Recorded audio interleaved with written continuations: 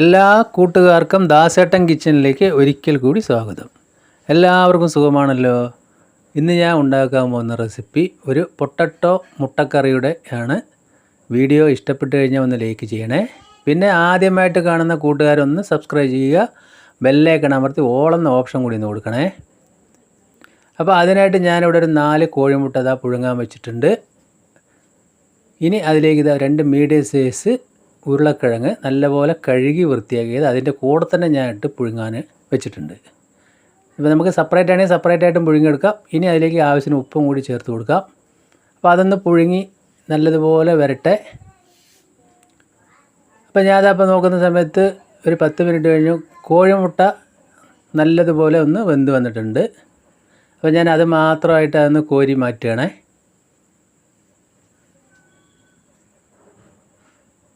കണ്ടില്ലേ, കോഴിമുട്ടയൊക്കെ നല്ലപോലെ വന്നിട്ടുണ്ട്. ആ പൊട്ടറ്റോ ഞാൻ ഒരു ഫോർക്ക് വെച്ച് കുത്തി നോക്കുമ്പോൾ ഒന്നും വെന്തിട്ടില്ല. അതിന് ഒരു 5-10 മിനിറ്റും കൂടി ഒന്ന് ലോ ഫ്ലെയിമിലിടാം.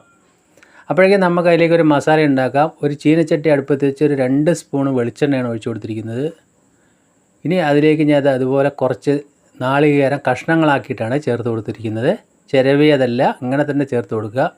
അപ്പോൾ തീ ലോ ഫ്ലെയിമിലിടുക. ഇനി അതിലേക്കൊരു ചെറിയ കഷ്ണം ഇഞ്ചി 3-4 കഷ്ണമാക്കിയതും ഒരു 5-6 വെള്ളുള്ളിയും ചേർത്ത് കൊടുത്തിട്ടുണ്ട്. അപ്പോൾ ഇത് നമ്മൾക്കൊന്ന് ചുവക്കെ വറുത്തെടുക്കാം. ഇനി അതിലേക്ക് 1/2 സ്പൂൺ കുരുമുളക്, ഒരു 2 സ്പൂൺ മല്ലി, പിന്നെ അതിലേക്ക് ഒരു 6-7 ചുവന്ന മുളകും കൂടി എരിവിന് ആവശ്യത്തിന് ഇട്ട് കൊടുത്തിട്ടുണ്ട്. എന്നിട്ട് നമ്മളതൊന്ന് ശരിക്കും ഒന്ന് വറുത്തെടുക്കണം. ഒരുപാട് അങ്ങോട്ട് ചുവന്ന് പോകേണ്ട ആവശ്യമൊന്നുമില്ല. ഇനി നമ്മൾ അതിലേക്ക് ഒരു 2 കഷ്ണം പട്ട ചേർത്ത് കൊടുക്കുന്നുണ്ട്. പിന്നെ ഒരു 1/2 സ്പൂണ് വലിയ ജീരകം, ഒരു 1/4 സ്പൂണ് ചെറിയ ജീരകം. അപ്പോൾ മസാലയ്ക്കൊക്കെ നല്ലൊരു ടേസ്റ്റ് മണമായിരിക്കും. നമ്മൾ മട്ടനും ചിക്കനൊക്കെ വെക്കുന്ന മാതിരി തന്നെ ഇതേപോലെ വെക്കാം. എല്ലാവരും ഒന്ന് ട്രൈ ചെയ്ത് നോക്കുക. നന്നായി ഒന്ന് വറന്ന് വരുന്ന സമയത്ത് അല്പം മല്ലിയിലയും കുറച്ച് കരിവേപ്പിലയും കൂടി ചേർത്ത് അതൊന്ന് നല്ലപോലെ ഒന്ന് വഴറ്റി കൊടുക്കാം. ചൂടാറിയതിന് ശേഷം നമ്മളതൊരു മിക്സിയുടെ ജാറിലേക്ക് ഇട്ട് കൊടുക്കണം.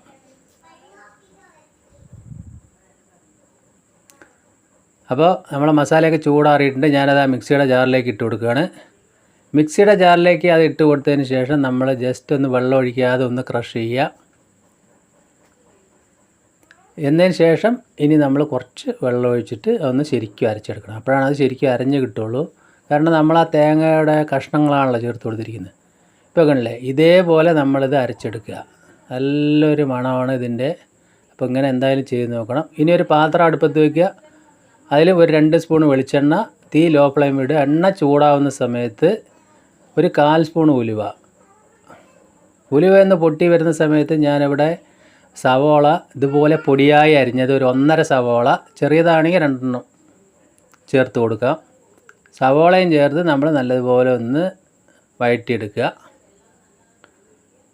ഒരു 3-4 മിനിറ്റ് വഴറ്റിയെടുക്കുക. അതിലേക്ക് ഞാൻ ഒരു അല്പം ഉപ്പ് ചേർത്ത് കൊടുത്തിട്ടുണ്ട്. അതായത് മസാലയ്ക്ക് ആവശ്യമുള്ള ഉപ്പ് ചേർത്ത് കൊടുത്തിട്ടുണ്ട്.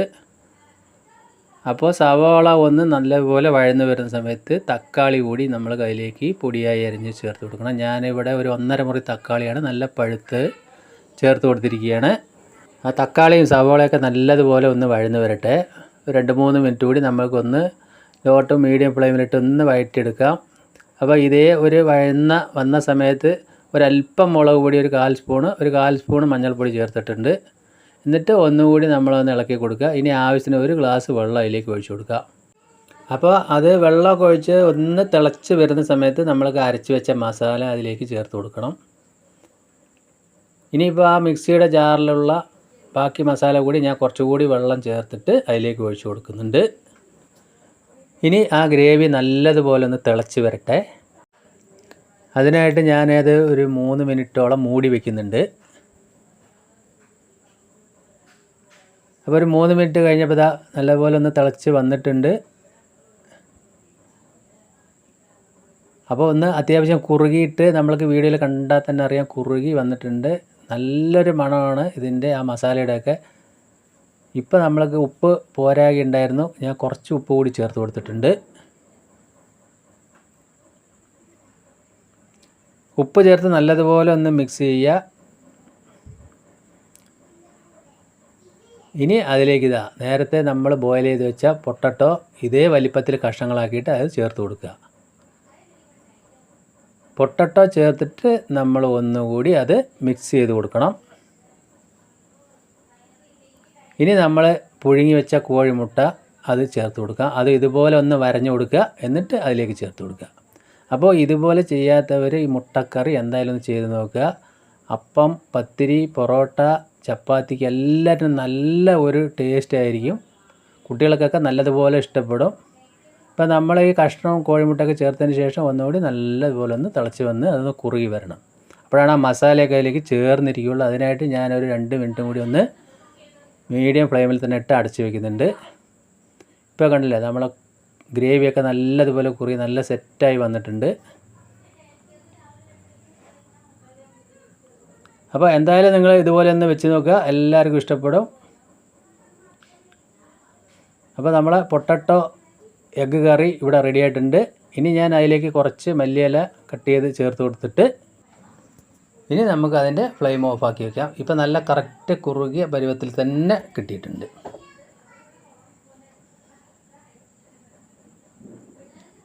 അപ്പോൾ കണ്ടില്ലേ, നിങ്ങൾക്ക് എല്ലാവർക്കും ഈ മുട്ടക്കറി ഇഷ്ടപ്പെട്ടെന്ന് വിശ്വസിക്കുന്നു.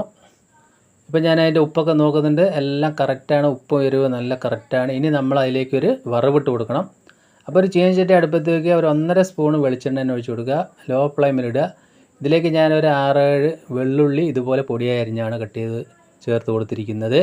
എന്തിനാന്ന് വെച്ചാൽ നമ്മൾ പൊട്ടറ്റോയും കോഴിമുട്ടയൊക്കെ അല്ല, അപ്പോൾ ഗ്യാസിൻ്റെ ചെറിയ പ്രശ്നങ്ങളൊക്കെ ഉണ്ടാവും. അപ്പോൾ ഈ വെള്ളുള്ളി കുറച്ച് കൂടുതലിടുന്ന സമയത്ത് നല്ലൊരു മണവും പിന്നെ അതിൻ്റെ ഒരു നല്ലൊരു ഗുണവുമായിരിക്കും. കൂടെ തന്നെ കുറച്ച് കരിവേപ്പില കൂടി ചേർത്തിട്ട് ഒന്ന് മൂത്ത് വരുമ്പോൾ ഒരല്പം മുളക് പൊടി ഒരു ഭംഗിക്ക് ചേർത്ത് കൊടുക്കുക. എന്നിട്ട് ആ കറിയിലേക്ക് ഒഴിച്ചു കൊടുക്കുക. ഇനി നമ്മൾക്കത് ചൂടാറിയതിന് ശേഷം നമ്മൾക്കത് ഉപയോഗിക്കാം.